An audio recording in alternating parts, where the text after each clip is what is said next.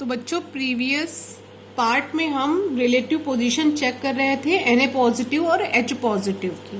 और मैंने आपसे क्या कहा था कि टॉप टू बॉटम जाने पर जो है हमारा जो भी कैटायन होगा उसके डिस्चार्ज होने की कैपेसिटी इंक्रीज होती है।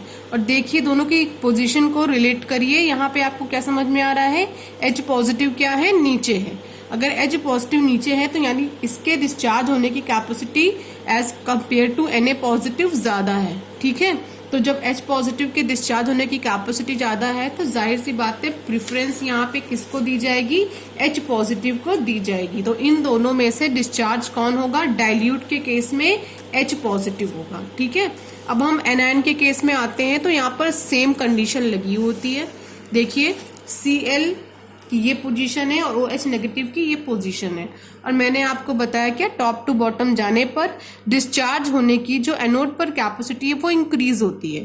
तो इसका मतलब यहाँ पर कौन डिस्चार्ज होगा, सबसे ज्यादा किसकी होगी, OH नेगेटिव की। तो इन दोनों के केस में भी यहाँ पर कौन डिस्चार्ज होगा, OH नेगेटिव डिस्चार्ज होगा।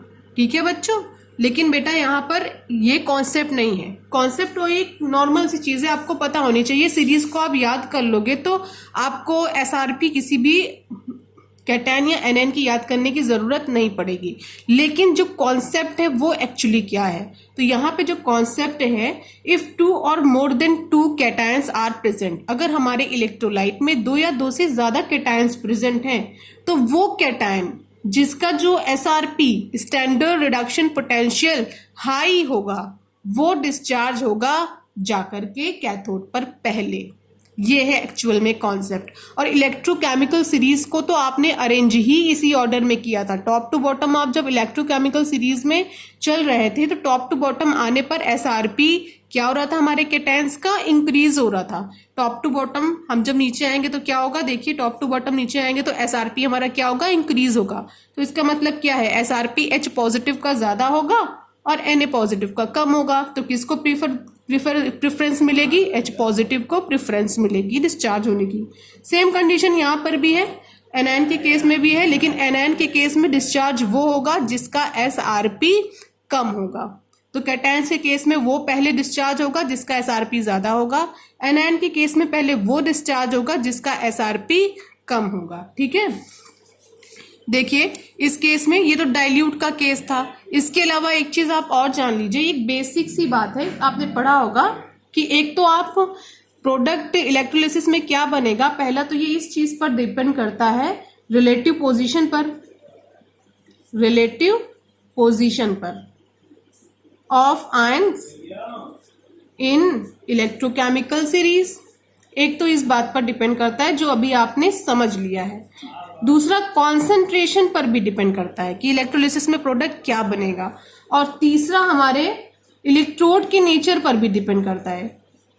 और इलेक्ट्रोड कितने टाइप के होते हैं, 2 टाइप के होते हैं, एक इनर्ट इलेक्ट्रोड होता है, एक हमारा एक्टिव इलेक्ट्रोड होता है। इनर्ट इलेक्ट्रोड रिएक्शन में पार्टिसिपेट नहीं करता है और जो एक्टिव इलेक्ट्रोड होता है वो रिएक्शन में पार्टिसिपेट करता है ना। इसके बेसिस पे हमें बताना होता है कि क्या प्रोडक्ट बनेगा। लेकिन कॉन्सेंट्रेशन का जो टर्म है आपके सिलेबस में है नहीं, लेकिन फिर भी आप जान लीजिए, क्योंकि आपने डाइल्यूट का केस जब स्टडी कर लिया है तो आप कॉन्सेंट्रेशन का भी केस स्टडी कर लीजिए।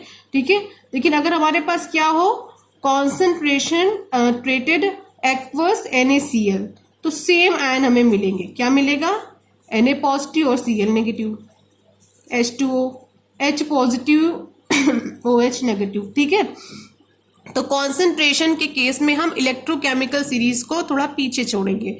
रिलेटिव पोजीशन हम दोनों की देखते हैं तो नीचे कौन है, H पॉजिटिव, तो किसको हो जाना चाहिए, डिस्चार्ज H पॉजिटिव को। लेकिन ऐसा होगा नहीं, क्योंकि ये हमने कॉन्सेंट्रेटेड सोल्यूशन लिया है, यहाँ पर Na पॉजिटिव की क्वांटिटी बहुत ज्यादा है। ठीक है, जब Na पॉजिटिव बहुत ज्यादा है तो प्रेफरेंस किसको मिलेगी, Na पॉजिटिव को मिलेगी कि वो कैथोड पर जाकर के डिस्चार्ज हो जाए। और सेम केस यहाँ पर भी मिलेगा। इन दोनों में भी Cl नेगेटिव बहुत ज्यादा है तो Cl नेगेटिव कहाँ जाएगा, एनोड की तरफ जाएगा।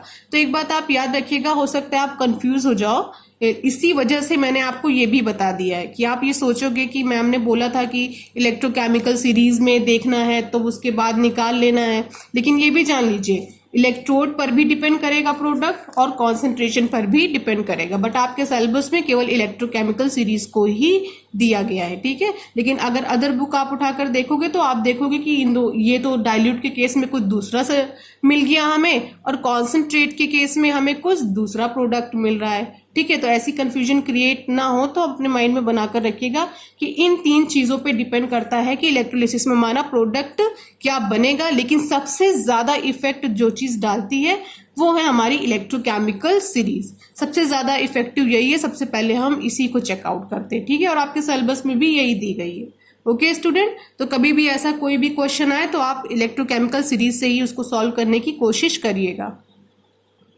तो स्टूडेंट्स, कभी आपके सामने कोई ऐसा क्वेश्चन आ जाए, an electrolytic solution contain cations Mg di positive and Zn di positive, which out of the two will be discharge at the cathode, okay.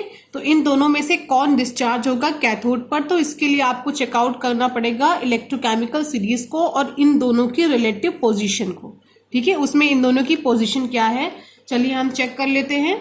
देखिए ये हमारे पास सीरीज बनी हुई है, इस सीरीज में ये हमारे पास क्या है, Mg डाई पॉजिटिव और ये Zn डाई पॉजिटिव।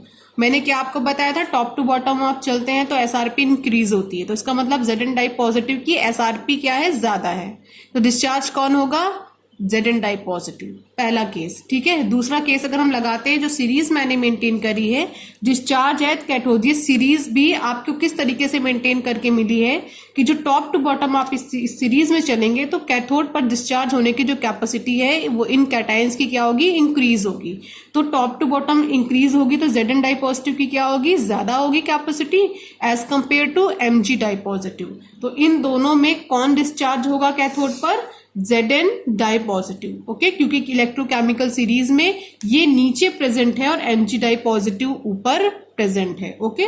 तो आंसर क्या होगा, Zn di positive discharge at the cathode first, okay.